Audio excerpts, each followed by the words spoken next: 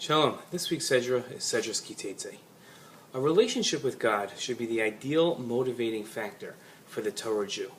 Maimonides wrote, a person should direct his heart and the totality of his behavior to one goal, becoming aware of God. The way he rests, rises, and speaks should all be directed to this end. By directing our energy and resources to understanding God, we develop a relationship with Him. In this week's Sedra, we learn of many mitzvahs previously not mentioned. A few of them focus on helping out a troubled fellow Jew. We learn, you shall not see your brother's ox or sheep straying and ignore them. Rather, you shall return them to your brother. So shall you do with his donkey, and so shall you do with his garment. And so shall you do with any lost article of your brother, which he has lost and you have found. You shall not ignore it. You shall not see your brother's donkey or his ox fallen under its load on the road and ignore them. Rather, you shall pick up the load with him. The running theme of these mitzvahs is the prohibition of ignoring a friend in need. If God's ideal is a community that helps each other, ignoring those in need seems like a factor that would undermine the cause. Yet, there is more to the prohibition. The charge not to ignore the needy tells of a fundamental idea in man's relationship with God. Earlier in the Torah, we studied the prohibition of giving poor advice. You shall not place a stumbling block before a blind person, and you shall fear your God. I am the Lord, the pasuk said. In his commentary to this pasuk, Rashi asked why the phrase "you shall fear your God" is included in the verse. Rashi answered his own question, because giving bad advice is not discernible by people.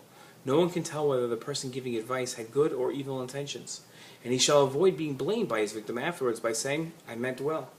Therefore, concerning giving advice, God wrote, and you shall fear your God, for he knows your thoughts.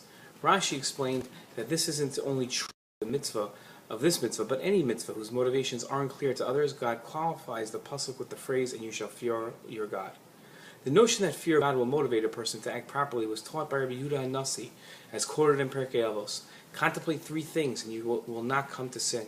Know what is above you, a seeing eye, a listening ear, and all your deeds are being inscribed in a book. In his commentary to Rabbi Yehuda's teaching, the Vilna Gaon cited a verse in Eov and Job. For his eyes are upon man's ways, and he sees all his steps. For God's eyes are upon man's ways, and he sees all his steps.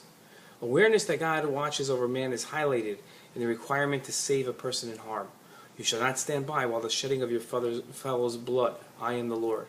Rashi explained the odd ending phrase of I am the Lord by saying that God uses it to tell that he is faithful to pay reward and faithful to exact punishment. In this essay, three types of motivation have been discussed. The motivation to understand God, the motivation to be divinely rewarded, and the motivation of fear of divine punishment. In truth, all three of these fears are the same. They are all reflections of one's relationship with God.